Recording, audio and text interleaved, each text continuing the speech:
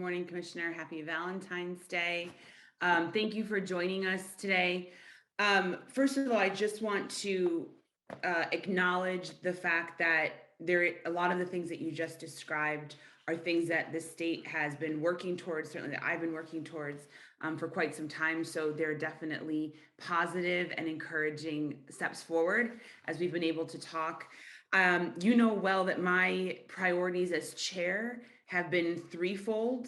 One is rebuilding our mental health crisis system, specifically through that lens of racial justice. As many of us have seen, there is so much inequity and racism in the systems that we have existing. And so any rebuilding or reinvestment that we're doing, we want to make sure that we are righting those wrongs of the past.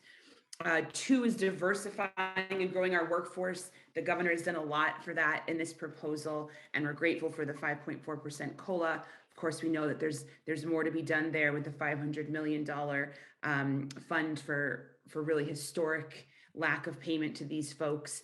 And then finally, services to our youth. I'm so glad to hear you highlight that in such a big way in your testimony, that we are all under the understanding that we are in a crisis for our youth and their mental health. Up to the Surgeon General understands that there's that crisis. And I would like us to do more than just have our school-based interventions. I think some of the things you outlined are going to be important in addressing those. So thank you for some of those things coming through. I want to hone in on one piece of the executive budget, specifically on Kendra's Law and some of the expansion that the governor has proposed. Can you just walk me through, first of all, roughly how many New Yorkers have been affected by Kendra's Law or under the AOT orders? Currently, there are about 3,400 New Yorkers, about 1,400 in the city, and about the rest upstate currently on AOT orders. And the number of individuals over time who have received orders have been about 19,000. Kendra's Law began in 1999.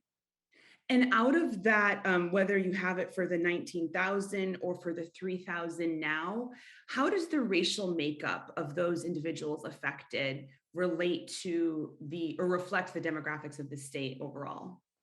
There's definitely a higher number in Kendra's Law of both Black and Hispanic than white members, both upstate and downstate, a little bit higher downstate than upstate.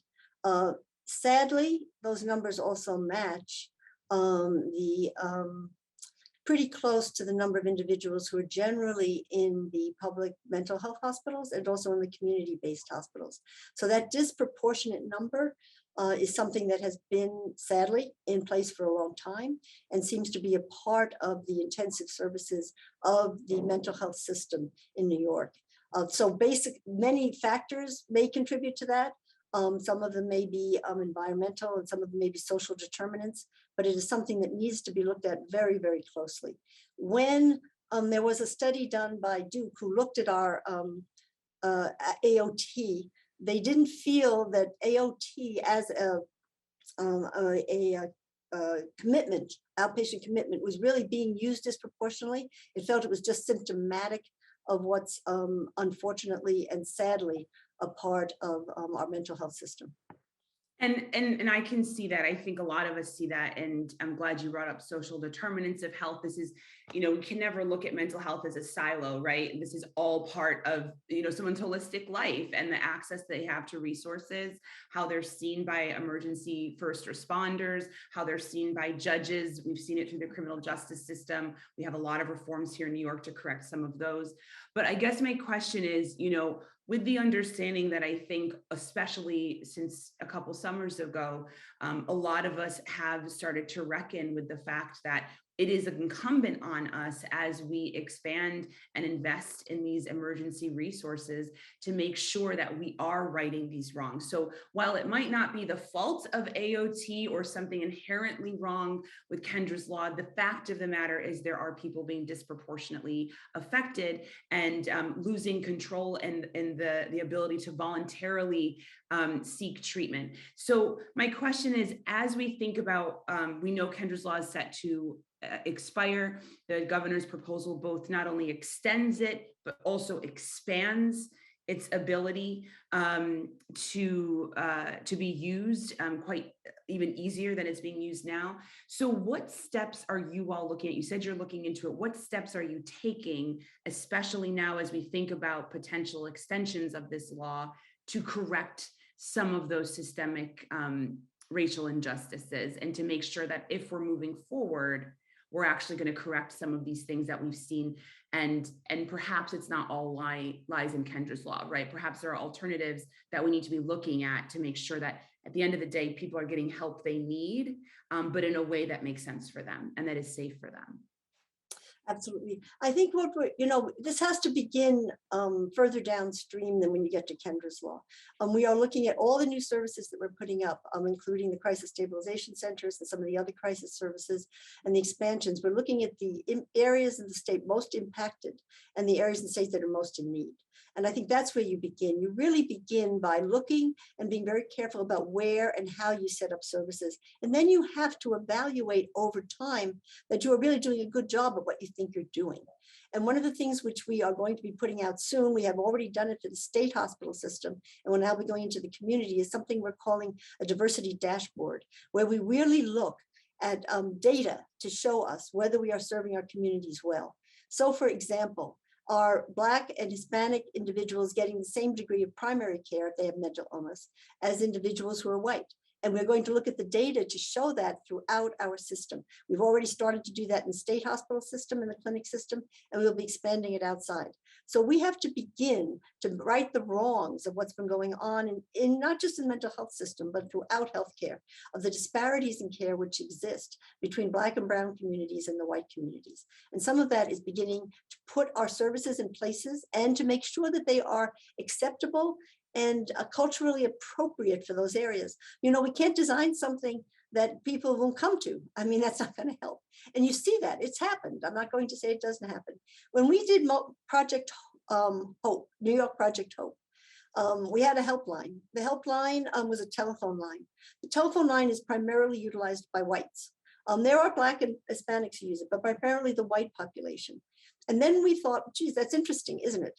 And then we looked at what we were doing in our outreach, and we were not reaching the underserved communities. So what we did was we connected with grassroots organizations, went out and made sure that we were talking to the communities. And currently, the populations that are seen by New York Project Hope, 40% of the contacts, not the calls, but the contacts are Black.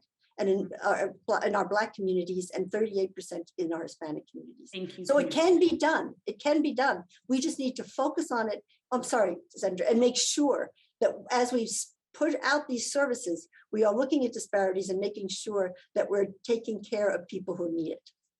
I couldn't agree more on that. So because you brought data collection up, I'm going to just quickly pivot and as brief as you can be as possible, because we have so much to get through, and I hate interrupting people, frankly. So I want to move on to the 988 bill, which is obviously a huge priority. Our team has worked on that last year along with Assembly Member Gunther, our other chairwoman. But you did mention data collection and reporting when it came to Kendra's law. I agree, data collection is incredibly important when we're tracking who's benefiting from these. But one thing I was disappointed in the implementation plan we saw for 988, it wasn't nearly as robust, the type of data collection that we had originally wanted to see, specifically to make sure we're holding ourselves accountable for how we are treating hard to serve populations. So do you plan on putting into effect a data collection reporting mechanism specifically on how you're treating different populations through 988? Yes, yes, and I know it isn't in the bill, but yes, it will be, and all the data will be broken down by, race and ethnicity, et cetera. And we'll be looking at that data and be clearly parsing to understand who's using the services and how well we are providing them. Yes, absolutely. And I know it's not in, but it will be. Will that be where will that be available?